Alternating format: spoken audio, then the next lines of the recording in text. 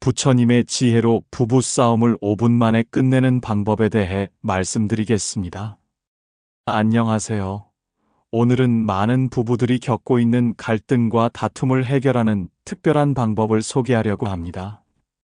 바로 2500년 전 부처님께서 전해주신 지혜를 통해 부부싸움을 단 5분 만에 끝낼 수 있는 실용적인 기술들입니다. 혹시 여러분도 사소한 일로 시작된 부부싸움이 걷잡을 수 없이 커져서 며칠씩 냉전이 계속되거나 서로에게 상처 주는 말들을 쏟아내며 후회했던 경험이 있으신가요? 부처님께서는 화는 타오르는 숯덩이를 맨손으로 집어 남에게 던지려는 것과 같다. 먼저 자신의 손이 탄다고 말씀하셨습니다. 오늘 이 영상을 끝까지 보시면 여러분의 결혼 생활에 평화와 사랑이 다시 찾아올 것입니다. 말로는 쉽지만 막상 그 상황이 되면 내 감정부터 날카롭게 날이 서는 건 어쩔 수 없는 현실입니다. 하지만 부처님의 가르침대로 한번 실천해 보세요. 이렇게 하면 부부싸움 이전보다 더 깊은 정을 느낄 수 있을 겁니다.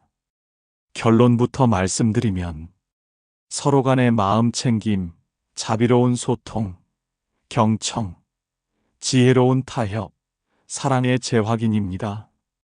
그럼 부처님의 지혜로운 말씀 속으로 들어가 보겠습니다. 먼저 부부싸움이 왜 일어나는지 그 본질부터 부처님의 가르침으로 살펴보겠습니다. 부처님께서는 모든 고통의 근본 원인을 가래, 즉 집착이라고 하셨습니다. 부부싸움도 마찬가지입니다. 우리는 상대방이 내 생각대로, 내 기대대로 행동하기를 원합니다. 그런데 상대방이 그렇게 하지 않을 때 화가 나고 실망하게 되죠. 모든 존재는 행복하기를 원하고 고통을 피하고 싶어 한다는 부처님의 말씀을 기억해 보세요. 여러분의 배우자도 마찬가지입니다. 그들이 화를 내거나 다른 행동을 하는 것도 결국 자신만의 방식으로 행복을 추구하고 있는 것입니다. 부부싸움이 일어나는 가장 큰 이유는 서로의 관점을 이해하지 못하기 때문입니다. 부처님께서는 진리를 보는 눈은 하나가 아니라 여러 개다라고 하셨습니다. 같은 상황이라도 각자가 경험하고 느끼는 것은 다를 수 있다는 뜻입니다. 예를 들어 남편이 늦게 들어온 것을 두고 아내는 나를 소중히 여기지 않는다고 생각할 수 있고 남편은 가족을 위해 열심히 일하는 건데라고 생각할 수 있습니다. 둘 다 틀린 것이 아닙니다. 단지 관점이 다를 뿐이죠. 부처님의 중도 사상에서 배울 수 있는 것은 극단적인 입장에 치우치지 않고 균형을 찾는 것의 중요성입니다. 부부싸움에서도 내가 100% 옳고 상대방이 100% 틀렸다는 생각에서 벗어나 중간 지점을 찾아야 합니다. 5분 내에 부부싸움을 끝내는 기술에 대해 구체적인 방법들을 알아보겠습니다. 첫 번째 기술은 바로 마음 챙김입니다. 부처님께서 가장 중요하게 여기신 수행법 중 하나가 마음 챙김, 즉 지금 이 순간에 깨어 있는 것입니다. 부부싸움이 시작될 때 대부분의 사람들은 감정에 휩쓸려 자동 반응을 합니다. 상대방의 말에 즉시 반박하고 화를 내고 과거의 잘못들까지 끄집어내며 싸움을 키우죠. 하지만 마음 챙김을 실천하면 이런 자동 반응을 멈출 수 있습니다. 구체적인 방법은 다음과 같습니다. 상대방이 화를 내거나 비판적인 말을 할 때 즉시 반응하지 마세요. 대신 깊게 숨을 들이쉬고 내쉬면서 마음을 가라앉히세요. 부처님께서는 화가 일어날 때 그것을 알아차리는 것만으로도 화의 힘이 약해진다고 하셨습니다. 그 다음, 지금 내 몸에서 일어나는 감정을 관찰해 보세요. 가슴이 답답한가요? 목이 메는가요? 주먹이 저절로 쥐어지나요? 이런 신체 감각들을 있는 그대로 관찰하되 판단하지는 마세요. 동시에 상대방의 표정과 목소리 톤을 자세히 들여다보세요. 화난 것처럼 보이지만 실제로는 상처받거나 두려워하는 모습이 보일 수도 있습니다. 부처님의 자비심으로 상대방의 마음을 이해하려고 노력해 보세요. 이 과정이 대략 2분 정도 걸립니다. 이 시간만으로도 격해진 감정들이 많이 가라앉을 것입니다. 두 번째 기술은 자비로운 소통법입니다. 부처님께서는 자비로운 말은 꿀보다 달고 거친 말은 칼보다 날카롭다고 하셨습니다. 부부싸움에서 사용하는 언어가 얼마나 중요한지를 보여주는 말씀이죠. 자비로운 소통의 첫 번째 원칙은 나 전달법을 사용하는 것입니다. 당신이 이렇게 했기 때문에라고 시작하는 대신 내가 이런 기분이 들었다고 표현하세요. 예를 들어, 당신은 왜 항상 늦게 와서 나를 불안하게 만드냐는 말 대신 당신이 늦으면 나는 걱정이 되고 외로운 기분이 든다고 말하는 것입니다. 부처님께서는 모든 중생이 고통에서 벗어나기를 바란다고 하셨습니다. 이 마음으로 상대방에게 말을 할 때 비난이나 공격이 아니라 이해와 해결을 위한 소통이 가능해집니다. 세 번째 원칙은 경청입니다. 부처님께서 귀 기울여 듣는 것은 최고의 선물이다라고 하신 것처럼 상대방의 말을 끝까지 들어주세요. 중간에 끊거나 반박하지 말고 상대방이 무엇을 전달하려고 하는지 진정으로 이해하려고 노력하세요. 상대방이 말을 마치면 당신이 말하고 싶은 것은 이런 것 같은데 내가 제대로 이해한 게 맞나요? 라고 확인해 보세요. 이렇게 하면 상대방은 자신이 이해받고 있다고 느끼게 되고 마음이 열리게 됩니다. 네 번째 원칙은 감사 표현입니다. 싸움 중에도 상대방의 좋은 점이나 노력을 인정해 주세요. 당신이 가족을 위해 열심히 일하는 것은 알고 있다. 당신도 나름대로 최선을 다하고 있다는 것을 안다와 같은 표현들이 분위기를 부드럽게 만들어줍니다. 다섯 번째 기술은 용서와 놓아버림입니다. 부처님께서는 원한을 품는 것은 독을 마시고 상대방이 죽기를 바라는 것과 같다고 하셨습니다. 부부싸움에서 생긴 상처와 원한을 계속 품고 있으면 결국 자신만 고통받게 됩니다. 용서는 상대방을 위한 것이 아니라 자신의 평화를 위한 것입니다. 부처님의 가르침에 따르면 용서는 약함이 아니라 가장 큰 힘입니다. 구체적인 용서의 방법을 알려드리겠습니다. 먼저 상대방의 입장이 되어 보세요. 그들도 나름의 이유와 상황이 있었을 것입니다. 부처님께서 말씀하신 것처럼 모든 존재는 무명 때문에 괴로워한다는 것을 기억하세요. 상대방도 완벽하지 않은 인간이고 실수할 수 있다는 것을 받아들이는 것입니다. 다음으로 마음속으로 상대방에게 자비를 보내세요. 당신도 행복하기를 바란다. 당신도 고통에서 벗어나기를 바란다. 당신도 평화롭기를 바란다라고 속으로 되뇌어 보세요. 마지막으로 과거에 얽매이지 말고 현재에 집중하세요. 부처님께서는 과거는 이미 가버렸고 미래는 아직 오지 않았다. 현재 이 순간만이 진정한 삶이다라고 하셨습니다. 과거의 실수나 상처에 계속 매달리지 말고 지금 이 순간 어떻게 하면 서로를 이해하고 사랑할 수 있을지에 집중하세요.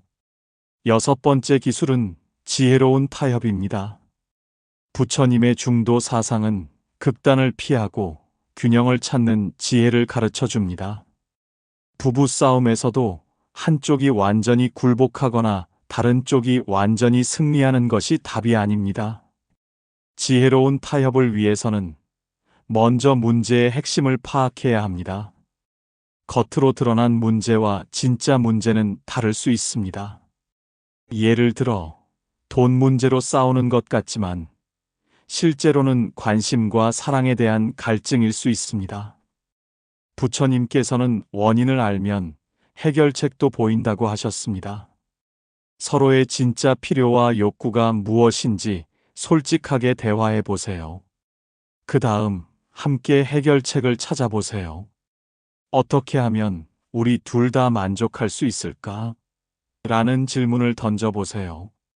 이때 중요한 것은 상대방을 적이 아닌 파트너로 보는 것입니다. 부처님의 지혜에 따르면 진정한 승리는 모든 사람이 행복해지는 것입니다. 부부 싸움에서도 둘 다 승자가 되는 해결책을 찾으려고 노력해야 합니다. 구체적인 타협의 기술로는 각자의 핵심 요구 사항을 하나씩 정리해보고 양보할 수 있는 부분과 절대 양보할 수 없는 부분을 구분하는 것입니다. 그리고 서로의 양보할 수 없는 부분을 존중하면서도 창조적인 대안을 찾아보세요. 마지막 7번째 기술은 사랑의 재확인입니다. 부처님께서는 사랑은 증오를 이길 수 있는 유일한 힘이라고 하셨습니다. 부부 싸움이 끝날 때 가장 중요한 것은 서로에 대한 사랑을 다시 확인하고 표현하는 것입니다. 먼저 진심으로 사과하세요. 완벽한 사과는 변명이나 조건이 없는 사과입니다. 내가 잘못했다고 인정하고 상처를 줘서 미안하다고 말하세요. 부처님께서 겸손을 강조하신 것처럼 자신의 잘못을 인정하는 것은 용기가 필요한 일이지만 관계를 회복하는 가장 빠른 길입니다. 다음으로 상대방에 대한 감사를 표현하세요. 싸움 중에는 보이지 않았던 상대방의 좋은 점들을 다시 떠올려 보세요. 당신과 결혼한 것이 감사하다. 당신이 우리 가정을 위해 해주는 모든 일들을 고맙게 생각한다와 같은 말들을 해보세요. 마지막으로 앞으로의 다짐을 나누세요. 앞으로는 더 잘 소통하자, 서로를 더 이해하려고 노력하자와 같은 긍정적인 약속을 함께 만들어 보세요. 부처님께서는 1000마디 의미 없는 말보다 한마디 평화로운 말이 낫다고 하셨습니다. 진심이 담긴 한마디가 관계를 완전히 바꿀 수 있습니다.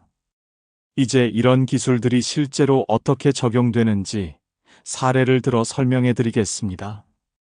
어느 부부가 남편의 늦은 귀가 문제로 다투고 있었습니다. 아내는 당신은 가족보다 일이 더 중요하다며 화를 냈고, 남편은 가족을 위해 열심히 벌고 있는데 왜 이해하지 못하냐며 맞섰습니다. 하지만 부처님의 지혜를 적용해 보겠습니다. 첫 번째, 마음 챙김. 아내가 깊게 숨을 쉬며 자신의 감정을 관찰해 봅니다. 내가 지금 외롭고 무시받는다고 느끼고 있구나. 남편도 나름대로 힘들 것 같은데 라고 생각해 봅니다. 두 번째, 자비로운 소통. 아내가 당신을 비난하려는 게 아니에요. 다만 당신이 늦으면 나는 외롭고 걱정이 돼요. 가족과 함께 보내는 시간도 소중하게 생각해 주셨으면 해요라고 표현합니다. 세 번째, 경청. 남편이 회사 일이 정말 힘들어요. 승진을 위해서는 늦게까지 일해야 하고요.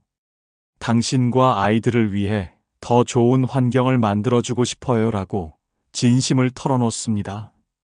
네 번째, 지혜로운 타협. 두 사람이 함께 해결책을 찾아봅니다. 일주일에 2번은 일찍 들어와서 가족 시간을 가지고 주말에는 온전히 가족과 함께 보내자고 약속합니다. 다섯 번째, 사랑의 재확인. 당신이 우리를 위해 희생하는 것을 알고 있어요. 고마워요. 당신의 외로움을 제대로 헤아리지 못해서 미안해요. 사랑해요라고 서로 표현합니다. 이런 과정을 통해 5분 만에 갈등이 해결되고 오히려 서로를 더 깊이 이해하게 되었습니다. 부처님께서는 결혼과 부부관계에 대해서도 많은 가르침을 주셨습니다. 남편과 아내는 서로의 스승이자 벗이며 함께 깨달음을 향해 나아가는 도반이다라고 하셨습니다.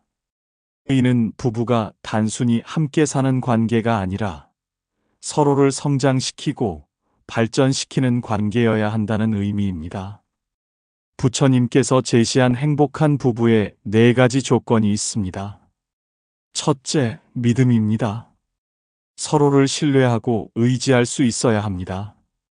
의심과 불신은 관계를 파괴하는 독과 같습니다. 둘째, 지계, 즉 약속을 지키는 것입니다. 결혼 서약부터 시작해서 서로에게 한 약속들을 소중히 여기고 지켜야 합니다.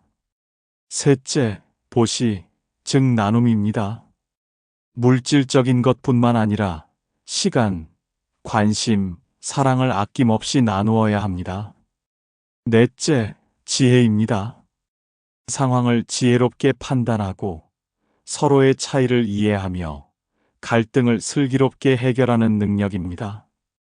부처님께서는 또한 집착하지 말라고 하셨는데 이는 부부관계에서도 매우 중요합니다. 상대방을 자신의 소유물처럼 생각하거나 자신의 기대에 완전히 맞추려고 하지 말라는 뜻입니다. 진정한 사랑은 상대방을 있는 그대로 받아들이고 존중하는 것입니다. 모든 현상은 무상하다는 부처님의 가르침처럼 부부관계도 변화합니다. 젊었을 때의 열정적인 사랑에서 시간이 지나면 깊고 성숙한 사랑으로 변화하죠. 이런 변화를 받아들이고 각 단계에서 서로에게 필요한 것을 제공하는 것이 지혜입니다. 이제 일상생활에서 부처님의 가르침을 실천할 수 있는 구체적인 방법들을 알려드리겠습니다. 매일 아침 일어날 때 잠깐 시간을 내어 명상을 해보세요. 5분 정도라도 좋습니다. 하루를 시작하기 전에 마음을 평온하게 가다듬고 배우자에 대한 자비로운 마음을 가져보세요. 하루 중에 배우자와 대화할 때는 지금 여기에 온전히 집중하세요. 휴대폰을 보거나 다른 일을 하면서 대화하지 말고 상대방의 눈을 보며 진심으로 들어주세요. 감정이 격해질 때는 스탑 기법을 사용해 보세요. 화가 날 때 즉시 잠깐이라고 말하고 30초간 깊게 숨을 쉬세요. 그리고 지금 내가 무엇을 느끼고 있는지, 상대방은 어떤 마음일지, 어떻게 대응하는 것이 가장 지혜로울지를 생각해 보세요. 매일 저녁 하루를 마무리하며 서로에게 감사 인사를 나누세요. 작은 것이라도 상대방이 해준 일에 대해 고마움을 표현하고 자신이 부족했던 점이 있다면 사과하세요. 일주일에 한 번은 대화의 시간을 가져보세요. 서로의 마음을 털어놓고 관계에서 개선할 점들을 함께 논의해 보세요. 이때 비난이나 지적이 아닌 건설적인 대화가 되도록 노력하세요. 부처님께서 강조하신 중도의 원칙을 기억하세요. 너무 집착하지도, 너무 무관심하지도 마세요. 적당한 관심과 적당한 자유, 적당한 친밀함과 적당한 독립성을 유지하는 것이 중요합니다. 갈등이 생겼을 때는 우리 대 문제의 관점을 가져보세요. 나 대 상대방이 아니라 우리 대 이 문제라는 생각으로 함께 해결책을 찾아보는 것입니다. 부처님께서는 평화로운 마음의 중요성을 자주 강조하셨습니다. 부부관계에서도 마음의 평화가 모든 것의 기초가 됩니다. 평화는 내면에서 나온다. 밖에서 찾지 말라는 부처님의 말씀처럼 진정한 평화는 외부 상황이 아니라 내 마음의 상태에 달려 있습니다. 배우자가 내가 원하는 대로 행동하지 않더라도 내가 평온한 마음을 유지할 수 있다면 갈등은 크게 확대되지 않습니다. 부처님께서 가르쳐 주신 4가지 마음 챙김을 부부관계에 적용해 볼 수 있습니다. 첫째, 몸에 대한 마음 챙김입니다. 스트레스를 받거나 화가 날 때 우리 몸에서 일어나는 변화를 관찰해 보세요. 어깨가 경직되거나 호흡이 빨라지는 등의 신호들을 알아차리면 감정을 조절할 수 있습니다. 둘째, 감정에 대한 마음 챙김입니다. 화, 슬픔, 실망, 기쁨 등의 감정들이 일어나고 사라지는 것을 관찰해 보세요. 감정은 구름처럼 지나가는 것이지 내가 그 자체는 아닙니다. 셋째, 마음에 대한 마음 챙김입니다. 내가 지금 어떤 생각을 하고 있는지, 그 생각이 현실인지 추측인지를 구분해 보세요. 상대방에 대한 부정적인 생각이 들 때 그것이 사실인지 아니면 내 불안이나 두려움에서 나온 것인지 살펴보세요. 넷째, 법에 대한 마음 챙김입니다. 모든 것은 변화한다는 무상의 법칙, 모든 것은 연결되어 있다는 연기의 법칙을 기억하세요. 지금의 갈등도 영원하지 않으며 우리의 노력에 따라 얼마든지 변화할 수 있습니다. 부처님께서는 마음이 모든 것을 만든다고 하셨습니다. 부부관계의 질도 결국 두 사람의 마음가짐에 달려 있습니다. 서로를 원망하고 비난하는 마음보다는 이해하고 용서하는 마음, 경쟁하고 이기려는 마음보다는 함께 성장하려는 마음을 가질 때 진정한 행복이 찾아옵니다.